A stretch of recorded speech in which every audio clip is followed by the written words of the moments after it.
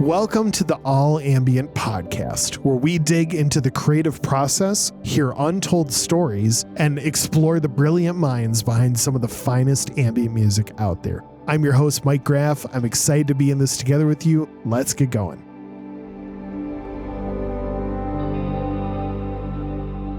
Again, welcome to the All Ambient podcast, everyone. My name is Mike Graff. I make music as Dear Gravity. It is so great to have you. Today we have another entry into our Grow series, where we take a single topic and have someone well-versed in the field, one of your favorite ambient artists, break it down and weigh in with their wisdom, their knowledge on it. And today, none other than Ben Tatlow of Antarctic Wastelands, Salt of the Sound, and has a hand in running all the labels and entities like Echoes Blue, Slow Echo, and of course, All Ambient itself. Ben explores the topic starting from scratch, and what would you do if you were coming into the music game and had nothing established yet? Where would you put your effort? Where would you put your time? Where would you put your energy, your resources, your focus, all of that? It's a question that's worth exploring. Ben's got some great thoughts to throw at it. Let's dig right into the latest entry into the Grow series, Starting from Scratch with Ben Tatlow.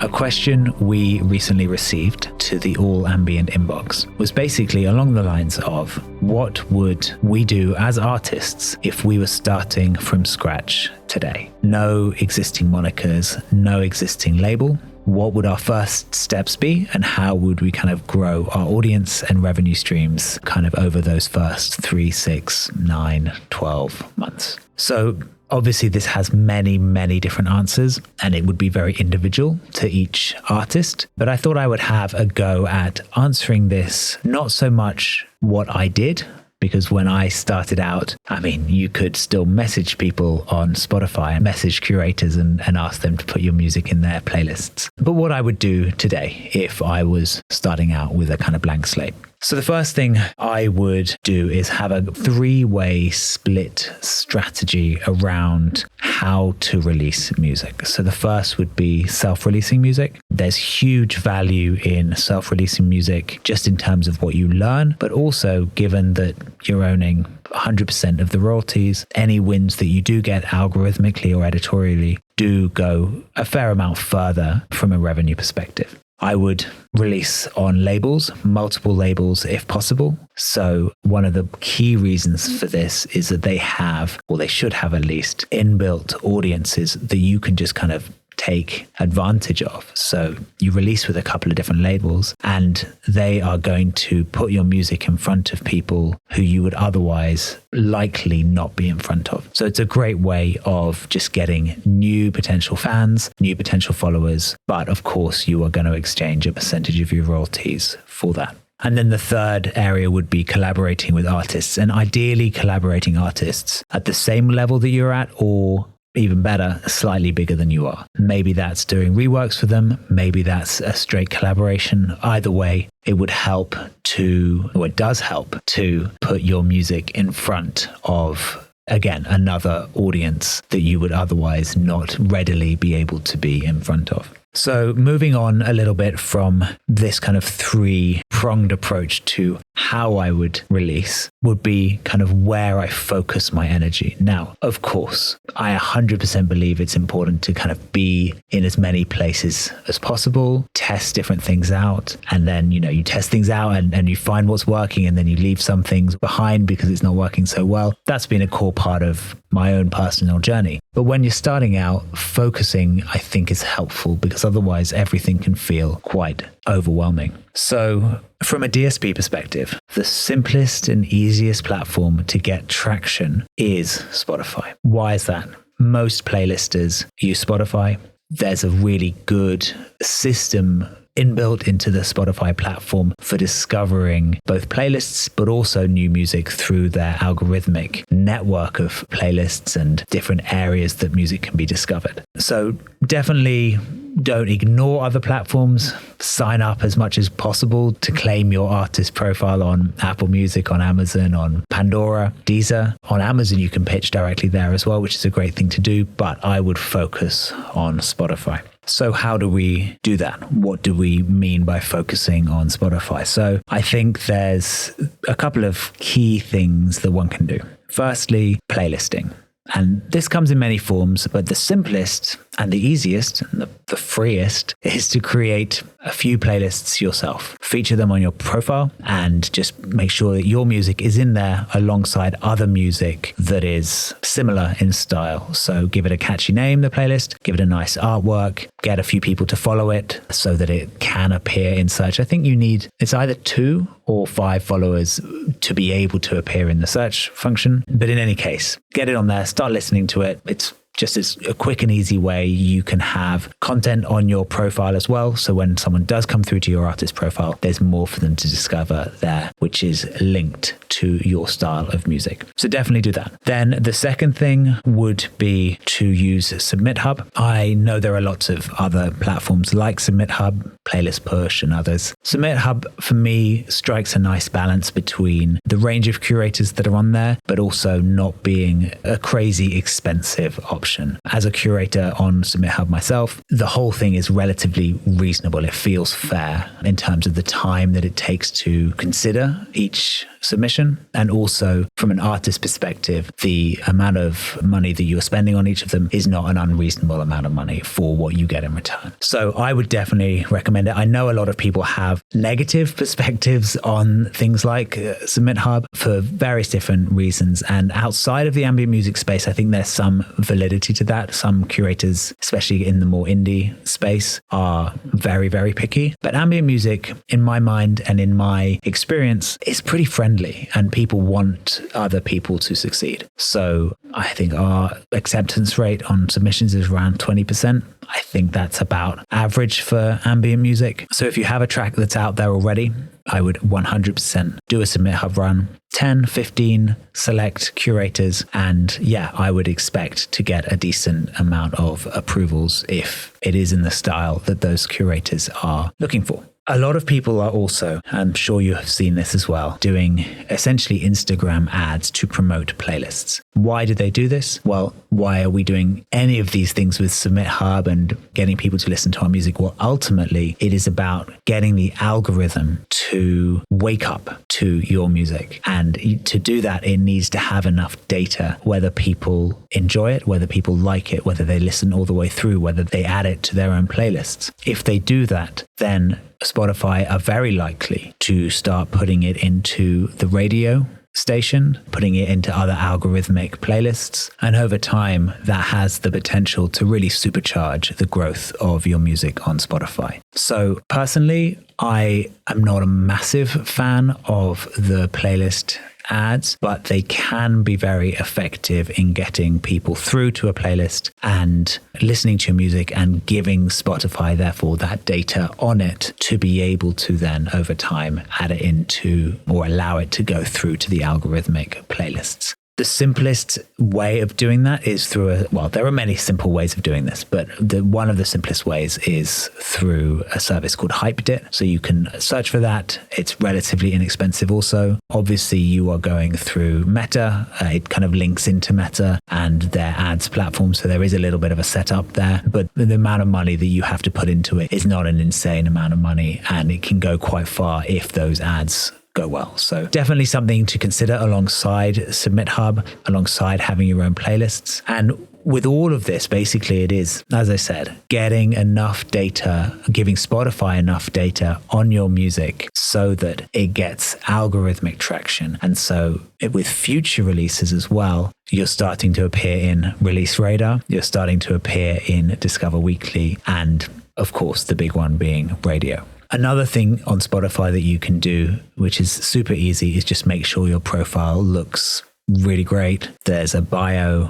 there's links to your Instagram, there's professional photography. If you don't have professional photography, try to get some. But if that's not feasible, then I think just using something like an Unsplash landscape photo up top is better than nothing. It's definitely better than AI, and it's definitely better than kind of something that looks unprofessional. So that's what I would recommend from that perspective. And I guess that links into the reason why it is so vital to have good artwork, catchy or interesting track titles is because that's your first impression. It's the listener's first impression of your music. And it's the editorial team's potentially first impression of your music. If anyone's going through those, submissions, or if people are looking for music to listen to, something with interesting artwork, which works well in a small kind of format, or an interesting track title, it's going to pique people's interest. So definitely do that, and make sure that if someone saw your album art, they would immediately feel like, oh, okay, that's going to be an ambient kind of piece, or that's going to be something very neoclassical, or that's going to be kind of pop, or whatever it is, so that those kind of match. Alongside Spotify, the other platform I would significantly focus on is Bandcamp. And the reason why is because it's the only major platform where you can get access to real fans' information and data and email addresses in particular. So an easy thing here is just to put your music on Bandcamp, make it available to download for free, but in return, you get fans' email addresses. So you will end up with not only people following you on Bandcamp, which means that every time you release music, they get an email with that track along with a short message that you can write to them, but also you end up with a whole mailing list that you could then import into a MailChimp or MailerLite to continue just sharing more about your musical journey. And that data is really valuable because those are real people who have really opted in to listen to your music and to follow your journey. Social media is, of course, the elephant in the room for many people. I myself am not someone who is super active on social media. I would like to be more, and it's something that I'm intending to be more active on, but I think it's important to be authentic. That said, posting once a week, if I was starting out now, posting once a week with some kind of engaging content, I think would be very worthwhile. What do I mean by engaging content? I don't mean it has to be all singing, all dancing, hyper professional production, but maybe it's also not just the album art. So somewhere in between. So potentially that's some kind of interesting behind the scenes shot of your studio. Maybe it's some video of you creating the track in your DAW. Maybe it's, if you've got field recordings, maybe it's a picture or a video of you taking those field recordings. Maybe it is you speaking to camera a little bit about the inspiration behind the track, but something once a week which goes alongside your music but isn't just my music is out now. I personally would prioritize doing that above and beyond either something which is trying to go viral or just posting the album art. So yeah, we have those three kind of focus platforms to start with. So that would be Spotify, Bandcamp, and Instagram. As I said up front, there are many, many, many other things one could focus on and should focus on over time. But when I'm starting out, those are my three choices. And over time, I would add more, and potentially, if one of these, or, for example, if Instagram just wasn't working for me, but something like TikTok was, great. Instagram can become lesser of a priority and something else becomes more of a priority. And that can be part of a trial and error iteration process over time. So once we have that as a basis, then I think there's just really a couple of other things that I would suggest. So one of them is consistency of your release schedule. There's no silver bullet to this at all, but stylistic consistency and consistency of release schedule, I think, are two of the most important ways of, at least over the first year or two, getting your music to ping the algorithms in the right way. So if I had to choose, I would probably go one release a month. Doesn't have to be a whole EP or album every month. I would kind of do some different things, maybe some self-release singles, maybe an EP with a label, maybe some of those self-released singles get reworked by another artist, and then you work towards an album in a different way. So it can be a whole mix of different types of release, but ideally you've got something every month, and those things all feel like they are part of the same project. That makes it much, much, much easier for the algorithms to say, hey, this music belongs together together. If one track is going to work well, the next track is also going to work well, and we have the data to prove it. And over time, you will see that will kind of compound and your music will do well. The artists who I'm seeing doing the best right now are very, very consistent in style. Doesn't mean their music all sounds the same at all. It just feels like it belongs together. So definitely an encouragement to, at least over the first year or two, keep a consistent style so that you are known by the algorithm and also by fans what you are about. And then from there, you can start to be a little bit more creative and different over time, but there's still that kind of basis of what your music is about.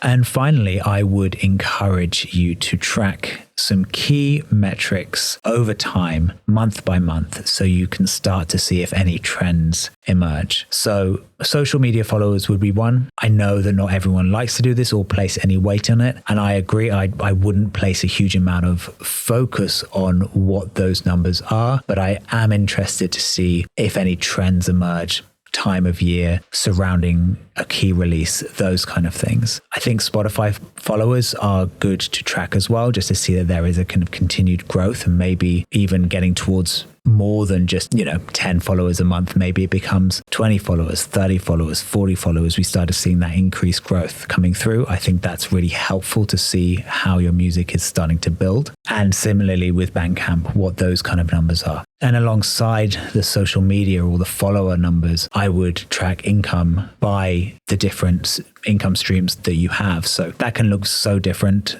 on different artists and different producers. But at least when you're starting out in the scenarios we've been talking about, your own distributor, what is that bringing in? Any collaborator distributor, what that's bringing in? Any label, what those are. And that's probably 3 separate income streams. Then if you have, say, some licensing revenues coming through, you'll obviously have some Bandcamp as well. This was something that for us, when we were starting out, was just so important to kind of keeping us sane, because the numbers are of course low when you're starting out. But if you can look month by month, especially if you can look year by year and you're growing 50%, you're doubling, you're tripling your revenues, you can be like, hey, if this happens over multiple years on this same trajectory, we will land in a really healthy, sustainable place with this music. So that would be my encouragement for sure, to track this stuff. I think I've probably said this before on the podcast, so I don't mean to sound like a broken record. But yeah, hopefully something in all of this reflection, I guess, on the current state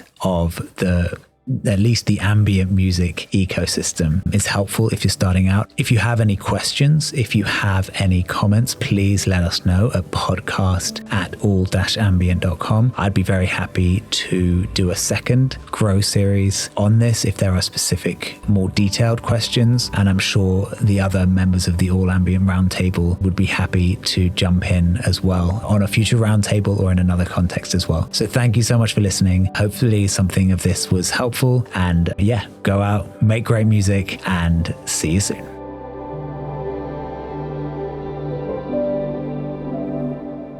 Thank you for listening to the All Ambient Podcast. Make sure you subscribe to the podcast so you can catch every conversation we have with all these incredible people who share the same passion. I'm looking forward to the next time, and I hope you are too. Can't wait to see you then, and until then, have an incredible day. Here's hoping this music and the heart behind it makes your day and life that much better. We'll see you next time.